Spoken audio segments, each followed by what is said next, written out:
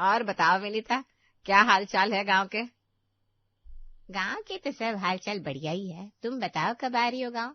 अभी तो आई थी गोलू की शादी में। अरे 2 साल का बच्चा भी हो गया अब गोलू का। अब क्या बताओ, बहू की भी नौकरी है, बेटी की भी नौकरी है, बच्चों को भी देखना होता है, कहाँ टाइम है मुझे। अब शहर में बस जाओ ना तो यही बात होती है, खुद के लिए टाइम ही नहीं मिल पाता। वही तो, फिर भी तुम कह रही हो मैं आ जाओ। एक काम करो, इस बार की सर्दियों में तुम ही आ जाओ। हाँ ये भी अच्छा है, ठीक है तो फिर हम ही आ जाएंगे। हम? और कौन कौन आएगा तुम्हारे साथ?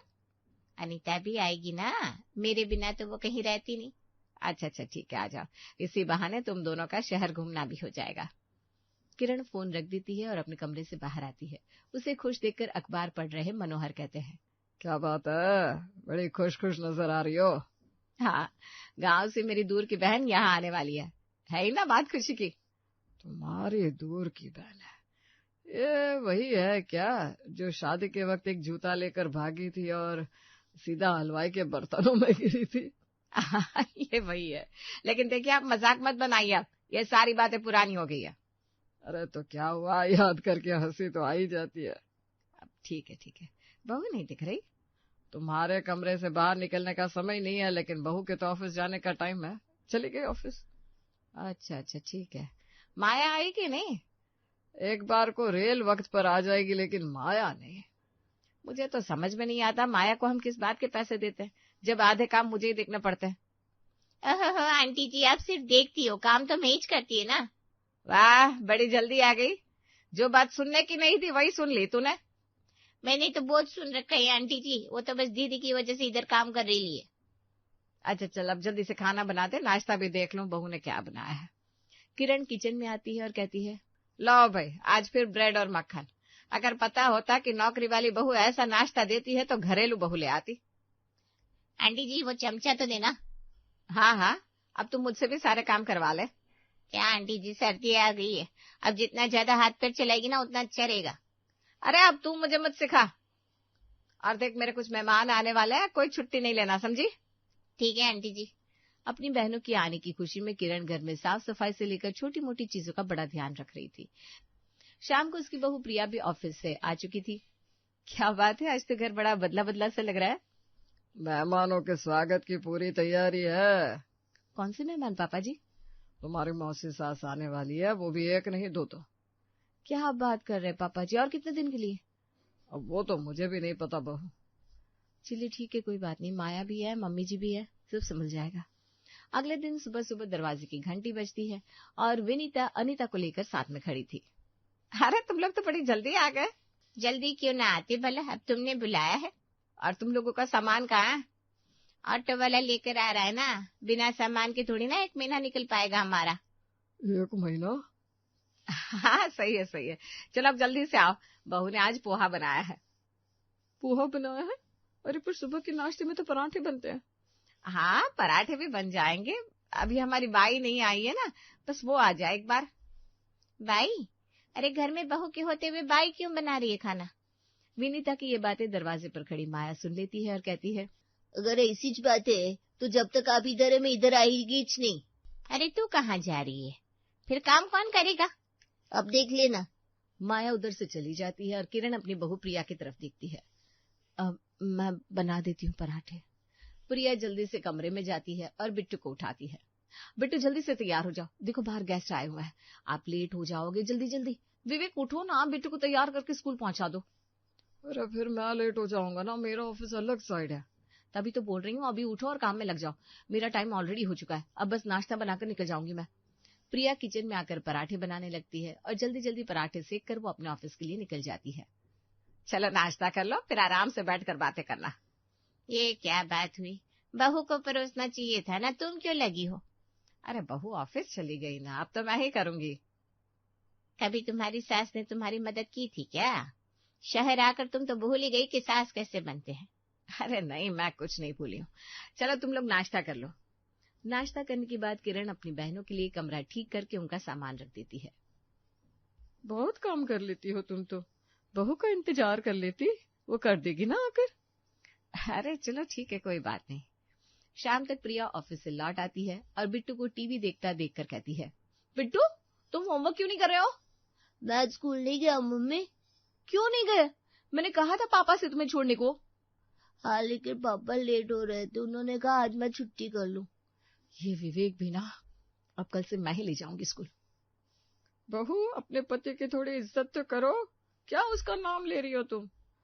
सॉरी मौसी जी, लेकिन मुझे बस यही आदत है ना, इसलिए। अच्छा वो सब ठीक है, अब शाम के खाने में क्या बना रही हो? खाने में? अरे हाँ, माया तो आई नहीं होगी, चावल बना देती हूँ। बहू नाश्ता नहीं खाना है, तुम क्या हर वक्त घोड़े पर सवार रहती हो? तो आप क्या खाएंगी बता दीजिए, मैं वही बना देती हूँ। हाँ अब बात की ना बहू वाली, हम ज्यादा कुछ नहीं खाएंगे, तुम मक्के की रोटी और साग बना दो। ठीक है, बना देती हूँ। प्रिया किचन में आ जाती है, वहां पर उसकी सास उससे कहती है, बहू सुन, जरा इनके सामने थोड़ा ठीक से रहना। मैं नहीं चाहती कि कल को 4 लोगों में मेरी बेइज्जती हो कि मेरे घर खाना तक नहीं मिलता। मेरी बहू ऐसी है वैसी है। समझ गई मम्मी जी, आप टेंशन मत लीजिए। हाँ बहू, बस लाज रख लेना तुम। हाँ हाँ मम्मी जी, आप जाइए उनके साथ बैठिए। ठीक है। फिर किरण अपनी बहनों के पास आ जाती है और प्रिया खाना तैयार करके सबको बुलाती है और सबके साथ खुद भी टेबल पर बैठ जाती है। क्या हुआ, आप लोग खाना क्यों नहीं खा रहे हैं? तो बहू खाना बना कर रखने से कुछ नहीं होता, उसे परोस कर दो ना, लेकिन तुम तो खुद ही पहले खाने बैठ गई। अब माफ कीजिए, अभी देती हूँ। प्रिया खाना परोसने लगती है और सबको खाना खिलाकर खुद खाने बैठती है। आज तो मेरी हालत इतनी खराब हो गई, अभी माया को फोन लगाती हूँ। प्रिया अपने कमरे में आकर माया को कॉल करती है। हेलो माया। क्या हुआ दीदी? माया, छोटी छोटी बातों का बुरा मत माना करो ना। सुनो, कल से वापस आ जाना, बहुत काम होता है यहाँ, मैं अकेले क्या क्या करूंगी। आज बिट्टू स्कूल भी नहीं जा पाया, पता है। ठीक है दीदी, आप इतनी रिस्पेक्ट दे रही लिए तो आ जाएगी। रिक्वेस्ट होता है। खैर छोड़ो, तुम आ जाना कल। हाँ ठीक है। प्रिया फोन रखकर अपने बिस्तर पर बैठी थी कि उसे विनीता की आवाज आई। बहू। जी मौसी जी। जरा यहाँ आना तो। जी मौसी जी, बताइए आप लोग खड़े क्यों हैं? अरे तू चादर ठीक करेगी तब तो हम सोएंगे। अच्छा मौसी जी, अभी सही करके देती हूँ। बहू, ये सब तो बिना बोले कर दिया करो। जी मौसी जी। प्रिया उनका बिस्तर ठीक करके वापस अपने कमरे में आती है। ओफो, आज तो बहुत थक गई, अब कल थोड़ा आराम रहेगा, माया आ जाएगी।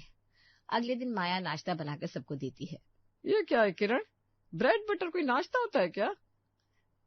तो आपके लिए कुछ और बना के दूं क्या? और क्या, आलू पूरी बना दो। ऐसा हल्का सा नाश्ता बना दिया। अब आलू पूरी में तो बहुत टाइम लग जाएगा, दीदी को ऑफिस भी निकलने का है। अच्छा, तो बहू के ऑफिस की वजह से हम भूखे रहेंगे क्या? तुम जाकर हमारे लिए नाश्ता बनाओ। ठीक है, बना देती है।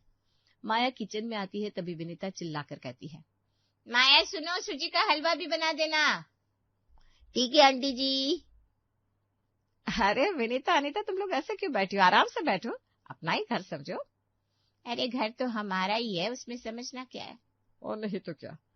वैसे माया, नाश्ते के बाद कमरे की साफ सफाई कर देना अच्छे से। इसे सीधा सीधा ऑर्डर तो घर वालों ने भी नहीं दिया, ये जो बाहर वाले मेरी सिर पर नाच रहे। माया नाश्ता बनाकर उन्हें देती है। आलू में नमक कम है, जरा नमक देना। अभी लाई। पूरियां ठंडी हो गई है, दोबारा सेक लो। ओ आंटी जी, इधर आकर खड़ी हो जाओ, कढ़ाई से निकल कर आपके हाथ में ही चिरक देगी। अरे इतने नखरे किस बात के? तुम्हें काम का पैसा दे रहे ना। ऐसा पैसा मेरे को नहीं चाहिए आंटी जी, आपके ये मेहमान चले जाएंगे तो मेरे को बुलाने का, इधर फ्री की बेइज्जती करवाने को नहीं आती है। माया एक बार फिर काम छोड़कर चली जाती है और शाम को प्रिया ऑफिस से आकर कहती है, माया कॉफी बना दो प्लीज। अरे बहू, तुम्हारी वो नखरेबाज काम वाली तो काम छोड़कर चली गई। काम छोड़कर चली गई? लेकिन क्यों? अरे एक काम बोल दो तो 100 बहाने याद आ जाते हैं उसे। ठीक है। हाँ बहू, आज शाम को ना आलू की कचौड़ी बना लेना। ठीक है मौसी जी। और धनिया की चटनी भी बहू। ठीक है मौसी जी। मम्मी होमवर्क तो करवा दो। अरे बिट्टू, पापा को बोल दो ना, अभी मम्मा बिजी है। ठीक है।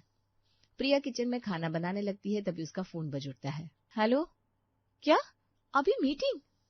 प्रिया आलू छोड़कर अपने कमरे में आ गई और लैपटॉप खोलकर मीटिंग लेने लगी। अरे बहू, तुम क्या लोगों से बातें करने लग गई? मौसी जी बातें नहीं कर रही हूँ, ये मेरे ऑफिस की मीटिंग चल रही है। और खाने का क्या? वो आलू उबल चुके हैं, आप छिल दीजिए, मैं आकर बना दूंगी। क्या? अब तुम मेहमानों से काम करवाओगी बहू? मौसी जी थोड़ी देर रुक जाइए ना, फिर मैं बना देती हूँ। प्रिया अपनी मीटिंग खत्म करके वापस आती है और उसे देखकर उसकी सास कहती है, बहू तुमने मौसी से काम करने को कहा था। अरे वो कितने दिन के लिए आई है, तुम उनसे काम करवाओगे क्या? नहीं नहीं मम्मी जी, मैं तो बस। बहू तुम फ्री होकर कर लेती काम। जी मम्मी जी, कर लूंगी। हाँ, और अब जल्दी से बना दो खाना, सबको भूख लग रही है। जी मम्मी जी। प्रिया किचन में काम करती है और देर रात तक काम निपटाकर वो अपने कमरे में जा रही थी कि अनीता ने उसे टोका। बहू बहुत सर्दी हो रही है, जरा चाय तो बना दो, एक कप कमरे में दे जाना। जी अभी लाती हूँ मौसी जी। प्रिया चाय बनाकर उन्हें देकर आती है और सीधा अपने कमरे में आकर सो जाती है। अगले दिन उसका अलार्म बार बार बज रहा था। अरे प्रिया बंद करो ना ये अलार्म। नहीं नहीं, आज तो लेट हो गए। प्रिया नाश्ते में चावल बना के रख कर बिट्टू को तैयार करने लगती है। तब तक विनीता पूछती है, अब क्या बना दिया बहू तुमने? मौसी जी आज तो मैं बहुत लेट हो गई हूँ, मेरी सैलरी कट जाएगी इतना लेट करूंगी तो। आज मैंने नाश्ते में चावल बना दिए। अरे बहू चावल क्यों बना दिए? अब अनीता नहीं खा पाएगी ना। अरे पूछ तो लेती क्या बनाना है। मौसी जी मेरे पास टाइम ही कहाँ बचा था पूछने का। आप लोग बाहर से नाश्ता मंगवा लेना, मैं ऑफिस जा रही हूँ। प्रिया बिट्टू को स्कूल छोड़कर ऑफिस चली जाती है और ऑफिस जाते ही देर आने की वजह से उसकी डांट भी पड़ती है। आज तो ऑफिस में भी डांट खा ली, अब घर आकर इन लोगों की फरमाइशें शुरू हो जाएंगी। एक महीना भी कोई मेहमान रहता है क्या? प्रिया मन ही मन बड़बड़ाते हुए घर में आती है। मम्मी आज टीचर मुझे बहुत डांट रही थी, कल होमवर्क भी नहीं किया था। अरे यार अब मैं क्या क्या करवाऊं, मैं किचन से फ्री ही नहीं हो पा रही हूँ। तुम्हारे पापा भी ना किसी काम के नहीं है। मुझे कुछ नहीं पता, आप पहले मेरा होमवर्क करवाओ। अरे बेटा पहले मैं खाना बना देती हूँ, फिर पढ़ा दूंगी। नहीं अभी चलो। बिट्टू प्रिया को लेकर होमवर्क करने बैठ जाता है और प्रिया को बैठा देखकर अनीता कहती है, किरण अब देखो घर की बात है, लेकिन तुम्हारे यहाँ तो हम भूखे ही मरे जा रहे हैं। चलो दोपहर का खाना तो तुम देख लेती हो, लेकिन शाम को भी कुछ खाने को नहीं मिलता। अरे ऐसा क्यों बोल रही हो? हाँ नहीं तो क्या, अब देखो कमरा ऐसे ही बिखरा पड़ा रहता है, बहू को जरा भी नहीं लगता कि मेहमानों को कैसे रखना चाहिए। अब मैं बहू से कह दूंगी। अब वो तो हम इसे अपना ही घर मानते हैं, इसलिए कुछ कहते नहीं है। प्रिया सबकी बातें सुन रही थी और सुनने के बाद उसने मेहमानों का कमरा साफ किया और सीधा किचन में आ गई। किसी को ये नहीं दिखता कि मेरा काम कितना रह जाता है।